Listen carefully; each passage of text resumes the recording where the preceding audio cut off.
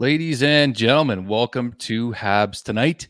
Thanks for tuning in. It has been a little while since I've been on with Marco. So first of all, hello Marco, good to see you again. Hello, And Drew. Shaner, Likewise over here. yes. Shaner, usual suspect. Yeah, it's fun to jump on here, boys. We've had some good fortunes lately with the show, and we want to thank all of our new viewers, by the way, for subscribing. We had a very successful show, thanks to all of you guys, and probably a little bit of help from YouTube's algorithm. I'm just gonna throw that out there, but. Yeah, so we just want to thank you all for tuning in, and we have a lot to cover today, guys. So this is what we're going to be going through. We had a huge trade last night, so you may have heard of it. Matthew Tkachuk to Florida for a haul. So that's kind of what we're going to get into, and we're going to explain, of course, how this is going to affect the Habs, maybe potentially long term. We'll see. Will Huberdeau resign with Calgary in 2023? We're going to take a look at the 23 and 24 UFA classes and how the Habs could finally start to make a splash in the UFA market. Very early 22-23 lineup projection for the Habs. We just heard that Pierre-Luc Dubois yesterday signed a one-year qualifying offer with the Jets. The Habs are to name a captain at the end of summer. We're going to get it. We're going to get that captaincy finally sorted out. And when will the Habs sign Kirby Dach? Which, by the way, we got about $200,000 left on the cap right now, so we got to make a move before that happens. So, boys, I think we just absolutely have to start with this. I mean, this was such a major ordeal. Oh, let me just fix our little background here as we get going again here. Forgive me as we're a little. Anyway, here it is. So here's the trade, guys. This is it right here, and this is quite a freaking haul for the services of Matthew Tkachuk. So I'm gonna let you guys take it from here. We got a couple tweets we're gonna share on this subject, so I'm just gonna let you guys jump into it, boys. What are your first thoughts? Shaner, you look like you're ready to explode over there. Listen, last night laying in bed, ready to go to sleep, and an absolute atomic bomb just drops on my phone. I see Matthew Tkachuk heading to Florida. I'm like, oh wow, okay, that's interesting.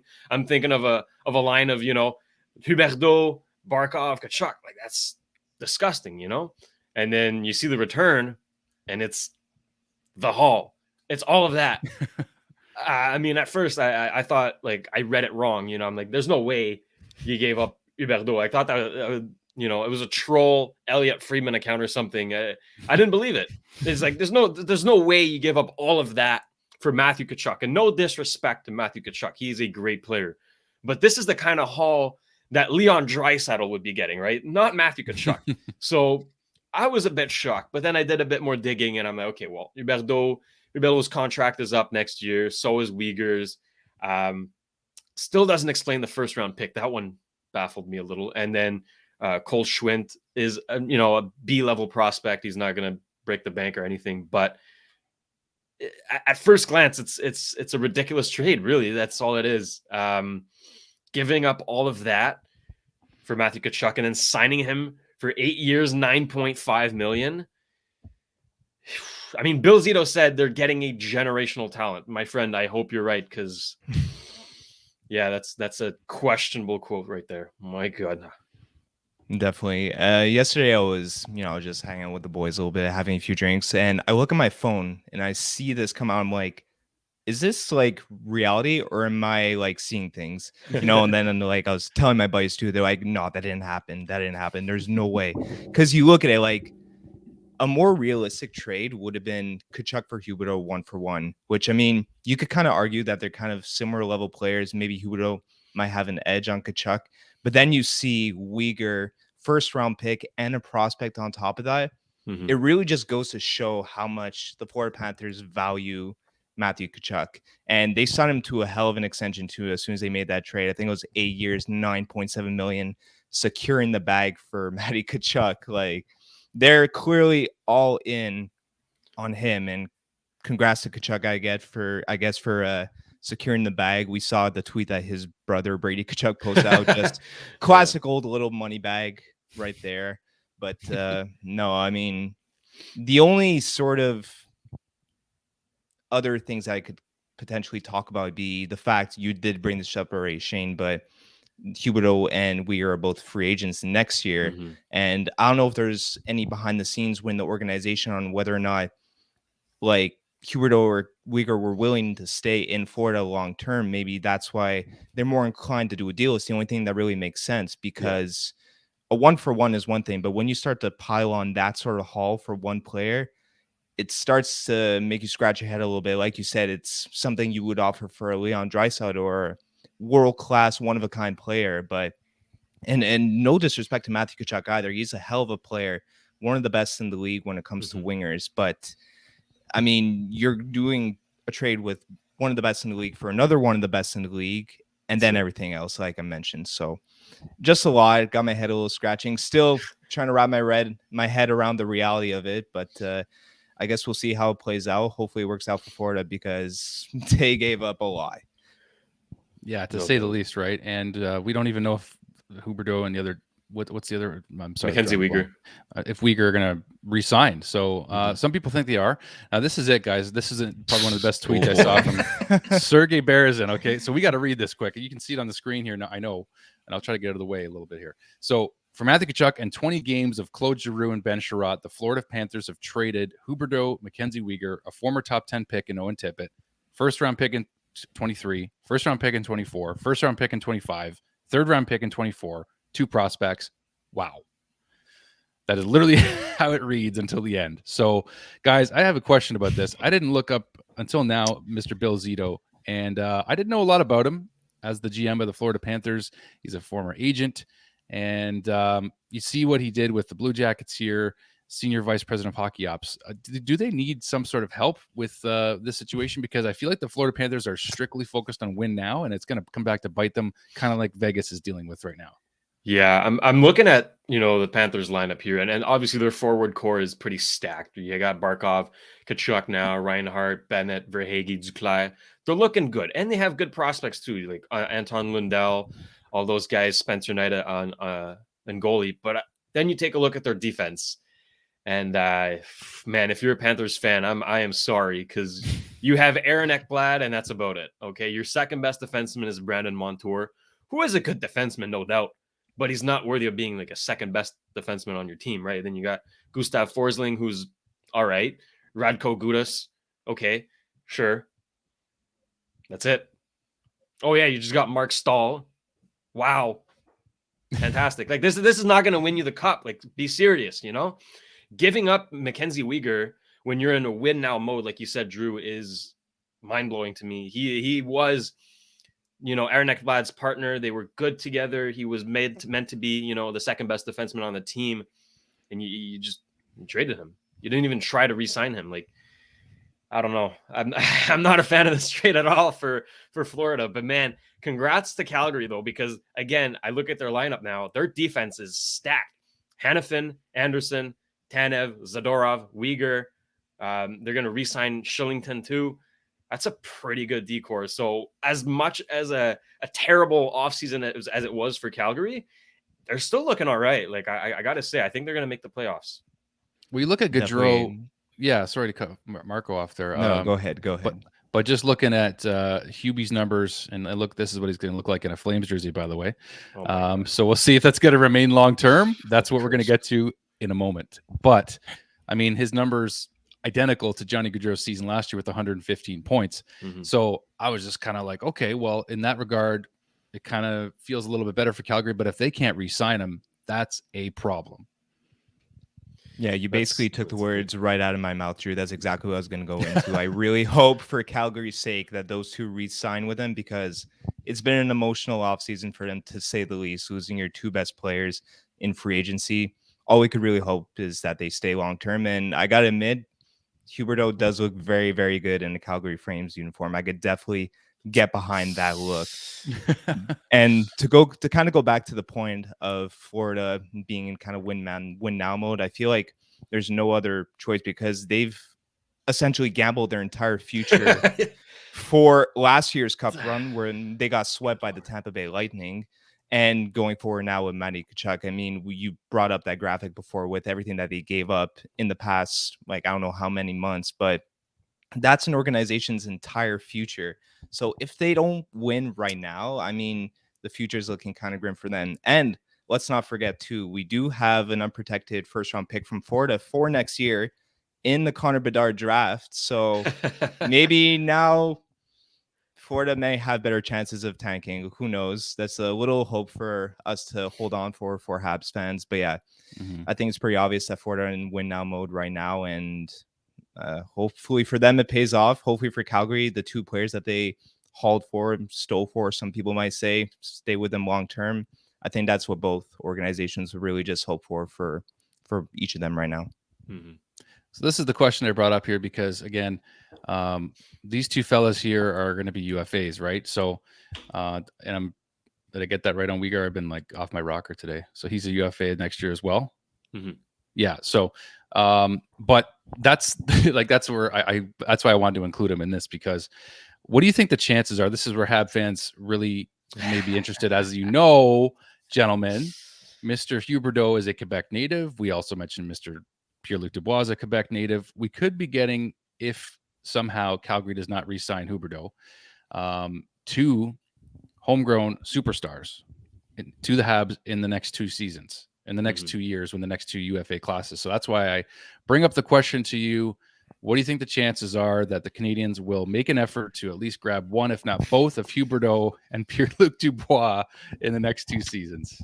Oh baby! I mean, that's every Habs fan's wet dream right there. Jonathan Huberdeau is currently the best Quebec player in the league, right? Like that title was Bergeron's for a while, but I think Huberdeau has clearly passed him. Especially this past season was insane. But he's going to be 30 when his contract is up. So again, you're probably not looking at an 8-year deal if you're smart. Again, but some team will probably send that to him. That's the thing though. Like term and cap hit is what's concerning me right now, because the Habs have no leeway with cap unless we make some big moves and dump a lot of cap. We won't have the money we need to sign him, or Dubois for that matter. So you can forget about both of them unless you move some big contracts. But having him in a period where, okay, this could really accelerate our rebuild, like we could become, from 32 to top 5 within 3 years is ridiculous. And I think that's what Kent and Jeff want, right? They want to speed up the rebuild. We just got, the first overall pick and Slavkovsky, which would also help. But at this point, we can only hope, right? Let's just play it out and hope for the best. But man, I would love that. Well, yeah, you said it. Every Habs fan's wet dream, essentially, right there. And I mean, it's pretty obvious with Dubois' comments and him showing up to the draft that he wants to be a Montreal Canadien.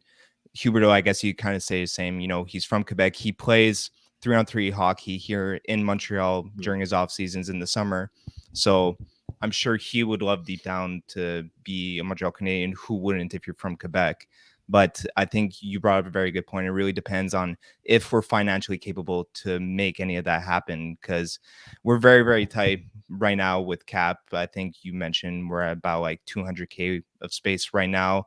And if we're planning on signing any of these guys, we're going to have to move some bodies and clear up some significant room, because or else there's just no way of making it work. And to kind of like go back to the Dubois sort of topic, obviously great player who we'd be very lucky to have, but at the same time you have to kind of think of the character that he is and whether or not it's something that management would kind of pull the trigger on, because you could kind of argue that he's kind of like, I don't know, he's very open-minded and he'll tell you what he's thinking. He's kind of more of like an open spoken player.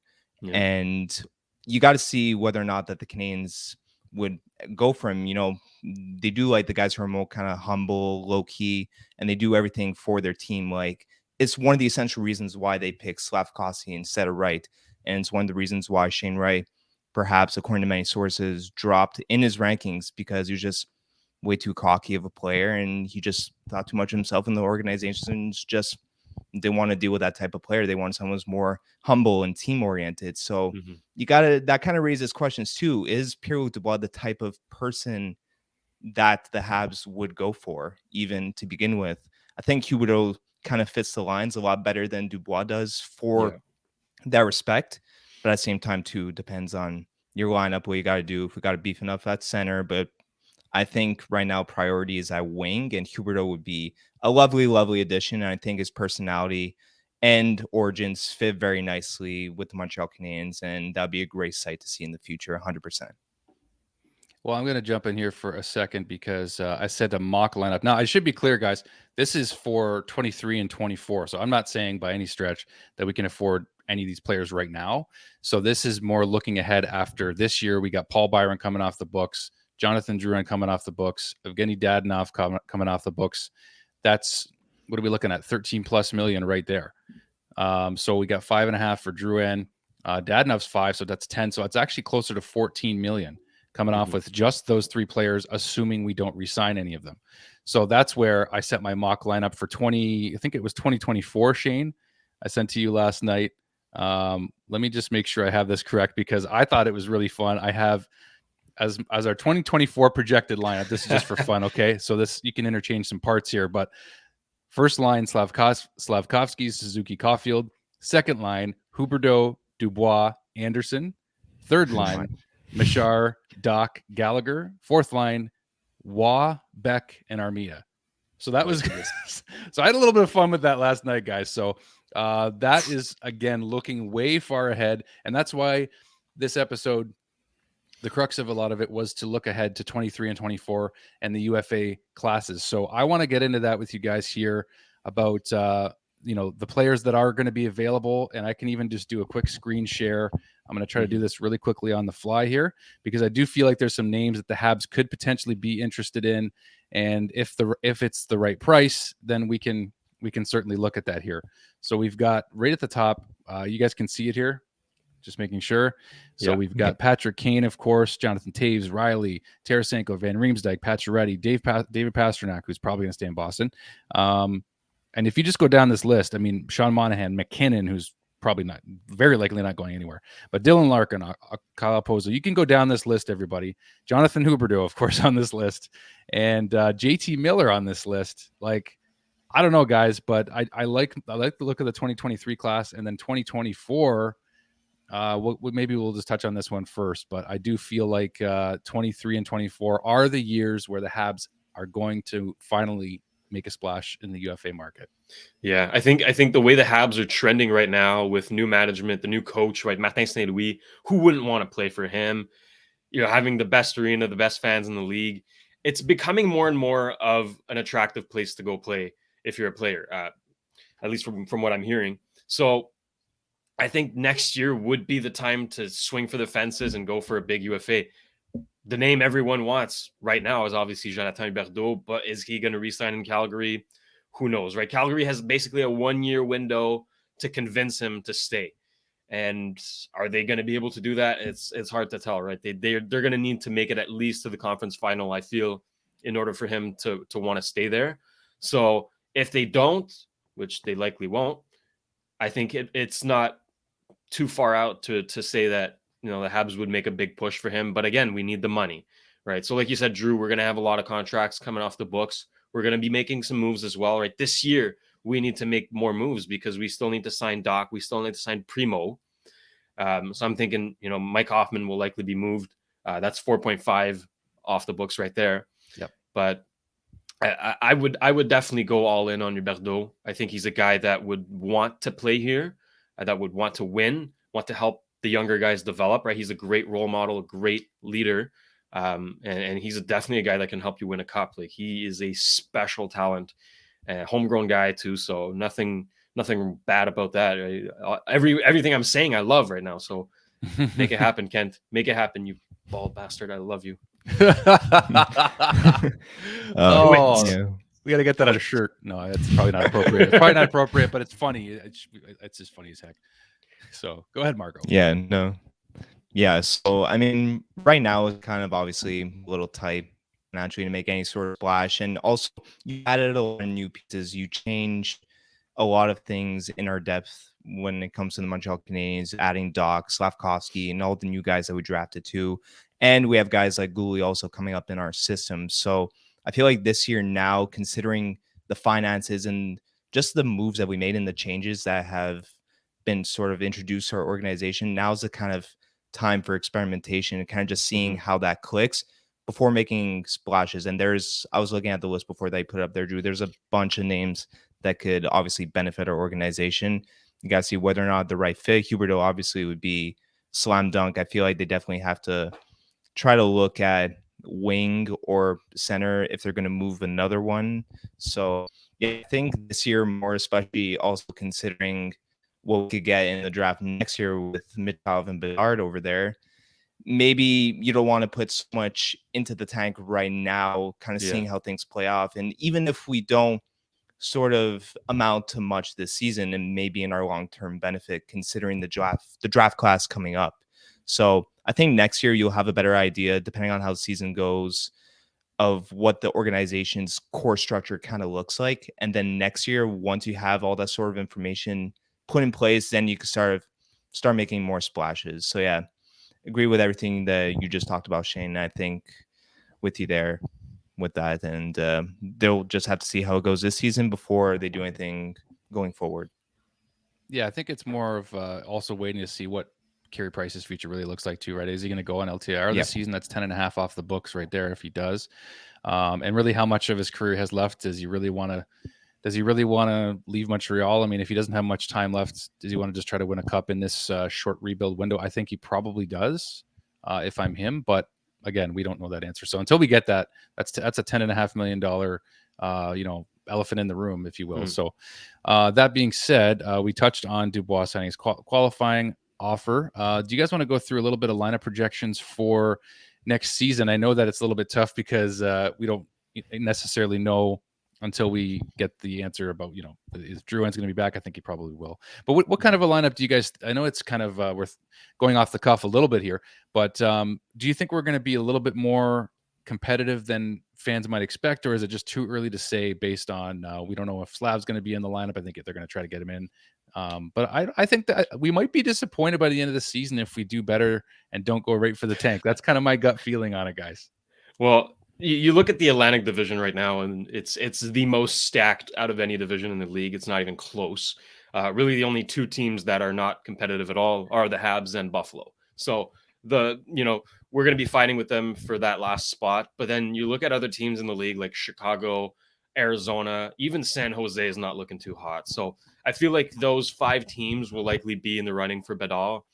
But no, Chicago, I'm not expecting. Chicago's looking like ass right now. Yeah. It's bad.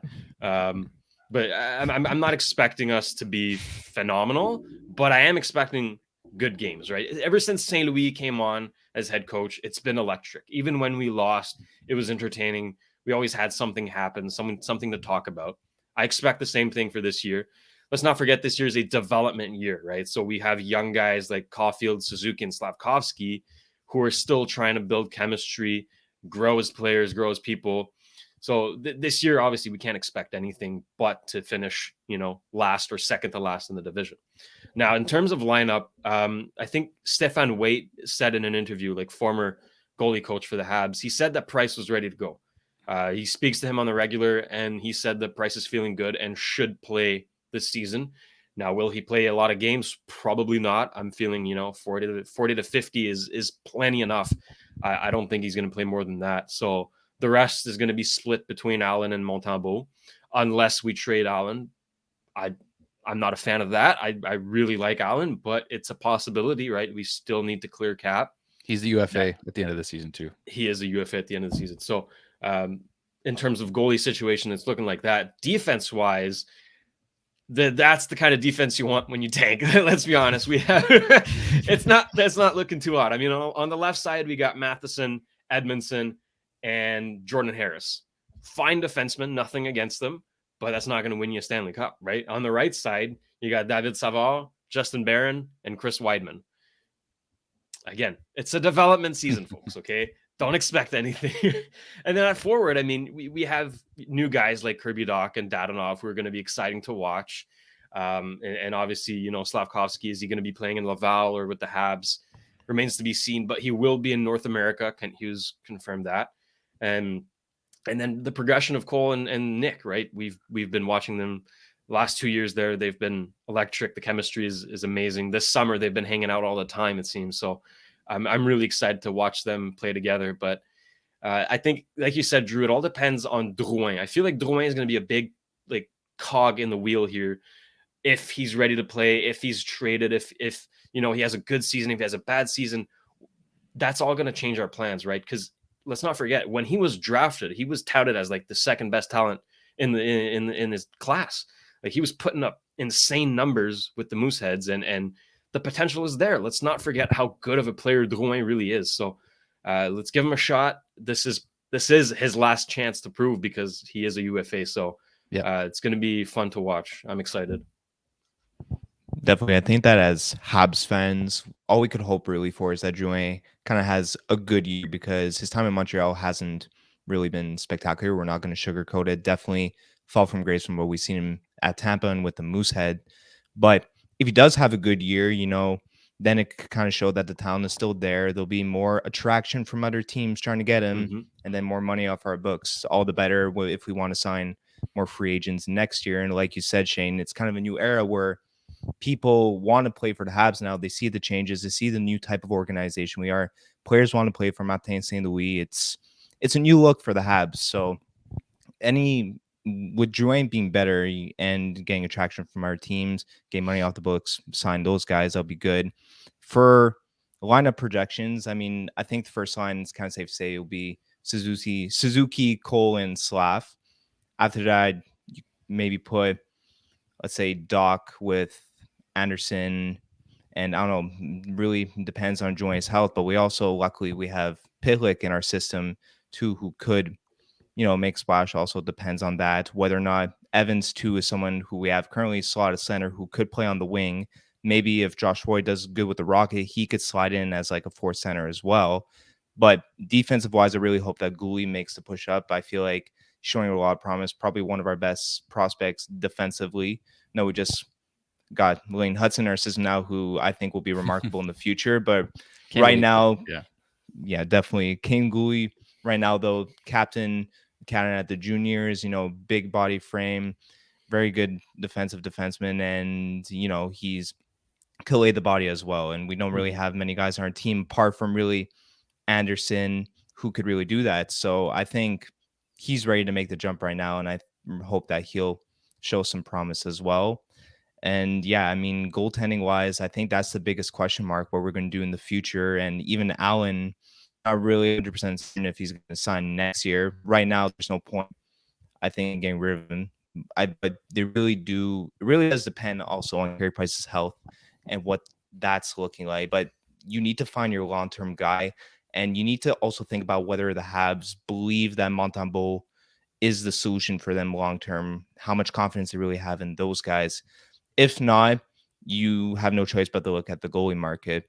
And hopefully what we were talking about earlier, where people maybe wanting to come to Montreal, it being a new era, maybe that might attract some big names to kind of make the move over here, because we all know it's not an easy market to play in. The media is on your ass 24/7. So it's a turnoff for many players.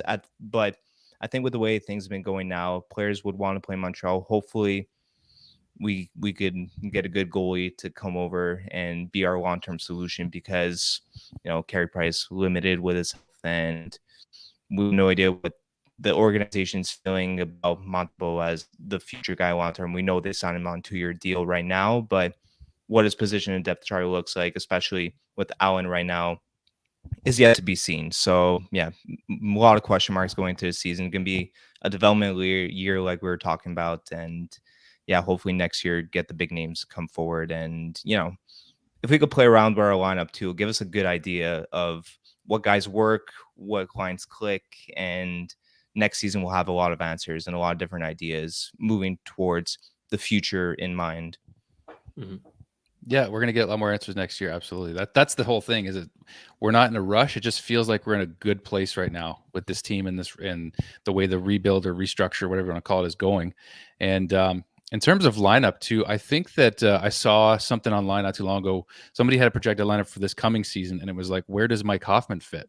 Because with Dadonov coming in, you have to think that they're going to try to see who's going to take each other's spot in terms of who's going to be playing higher in the lineup. So I don't know. I don't necessarily think that we have to have Slav on the first line right out of the gate. If he does start in Montreal, I'll be surprised if he doesn't start in Montreal, just because he mentioned, the excitement of being able to potentially play against Austin Matthews, and the Leafs and Habs play in the home opener at the Bell Center. So I think it'd be a great marketing move. I know it's kind of a Paling Bergevin move at the end of the season. Only this is the opposite. This is the beginning of the season. So I think it'd be great to see Slav in the lineup opening night at the Bell Center against the Toronto Maple Leafs, head to head against Austin Matthews. What better way to start your NHL career? The buzz is going to be electric in the Bell Center. We went to the home opener last year. We saw how amazing it was. So it'd be a heck of a show and a heck of a way to start the season. So whether or not Slav is in the first line or third line, I think if he's in the lineup, that's a good way to start the season. And I just don't know where Mike Hoffman's going to fit, because, say Slav slides down to the third line with, I don't know, Kirby Dach and Brendan Gallagher or something like that. Like you might just want to like bounce him around. I know you want to play him with offensive players like Cole and Nick, and that's the goal, is to try to get Slav on a line that's just going to produce crazy numbers offensively. But you can't forget about Christian Dvorak too. I mean, I don't see why I don't want to ship him out the door sooner than we need to. Honestly, I think that he's still a valuable player. He had a great second half of the season. Yeah. So I'm okay with, starting with Suzuki, Dvorak, Kirby Dach at center, Jake Evans on your fourth line. I think personally for me, that's how I could see it playing out. Yeah. But we'll see how the guys feel. I think Kirby Dach starting on the third line is perfect. I think that's the perfect spot. And maybe throw Slav in there with him. Maybe they get some chemistry. Two big boys, guys. 2 6'4" guys on the same line. And then and then I don't know, like Josh Anderson, throw him on who knows? Like there's options there. With Galley on there, a grinder, and then 2 big guys like that, Dach can distribute, Slav can finish. And you know what I'm saying? So there's some fun lineup. There's some fun lines we're going to see in our lineup this year. So I'm really looking forward to that personally. And then the fourth line, you can cycle out, if you get Joshua Waugh in there at some point, start him on the fourth, maybe bump him up to the third. There's kind of options everywhere, but I'm also really looking forward to seeing Arbor Jackeye. We haven't talked, we've talked a lot about him on my other channel, but with Caden Gooley, you mentioned coming in, but Arbor Jackeye, I think people are really still not fully sure what he is yet, because they don't know. Like, if you haven't done your homework on him, you should, because I think with Gooley and Jackeye possibly, bumping their way up the lineup eventually throughout the season, and just kind of, I just can't wait to see what they can do. And I'm not in a rush to see Jake Allen out the door either. I think I love the fact that we re-signed Monty. So there's a lot of question marks in net too, but I'm just looking forward to this lineup this season. I think that it's going to be fun to watch and keep an eye on, regardless of what happens. So anyway, Marco's going to disappear for 1 second while we do this. Oh, he's back. Okay. But yeah, guys, there's so much to look forward to in the next 2 to 3 seasons. I really think the rebuild is still on track. And the last couple things we'll finish off with here, guys, is that the Habs are going to name a captain at the end of this season. I think a lot of us expect Nick Suzuki. Will it be Brendan Gallagher, just to play the safe pick? Because I think it's a safe pick for sure. Gally likes dealing with the media, which is rare. Like, Shea Weber did not like dealing with the media. He's a quiet guy. He came to Montreal. He left Montreal as quiet as he went in. So that being said, what do you guys think? Is it pretty obvious that Nick Suzuki is going to get the C, or what are your guys' feelings on this one? Yeah. Hearing echoes from current players, I think Chris Weidman also mentioned, like, this is Nick's team, essentially, like, it's his team at this point. I think it's a no-brainer. I think he's ready. He's a mature guy for being 22, 23. So, we've seen guys like Landeskog and McDavid get the C at like 19 and thrive. Granted, they are exceptional players, but I think Nick Suzuki is also an exceptional player. He was an all-star this season. I think we haven't seen anything yet. Like, his progression is just going to keep going. We have not yet seen his ceiling. I don't think it'll hinder his performance like it did Max Pacioretty, let's say. He's a guy that can thrive under pressure, and that's quite a bit of pressure, right? Being the captain of the Montreal Canadiens. But you have to throw in, Galley in the mix. You have to throw in Joel Edmondson for, how good of a leader he's been spoken about. Like, all the players love him. And even Josh Anderson, like, you have to throw his name in. He's a guy that could also step up and be that leader. But I think, for me, it's a no-brainer. It has to be Nick Suzuki. I think that this also really sort of depends on the way management looks at who they want leading their organization. If they go down the route and they think, okay, who do we want to be the guy to lead in the next coming years, to lead the new generation of Montreal Canadiens? I agree with you. I think Nick Suzuki 100% is that guy to lead the group going forward. And a lot of guys already look at him as the guy in Montreal. So who better to have as your captain? But there also could be the possibility that the management looks at this and saying, okay, who deserves it the most? Who's been in our pipeline for this long? And I mean, Brendan Gallagher's been a Hab his whole career. And, every time he's on the ice, he hustles his ass off. He puts in the work every single time. And he's also someone who's more in the A multiple times, already has that leadership sort of experience. So if you look at it as who deserves it, I think you can make a pretty strong argument for Brendan Gallagher.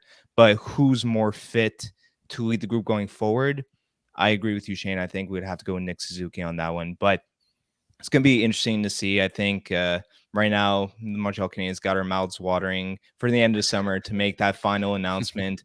And I'm sure whatever decision they make, it's going to be the good one. And Habs fans are going to be happy no matter what. Honestly, well, personally speaking, if it were Suzuki or Gallagher, I'd be just as happy with either or.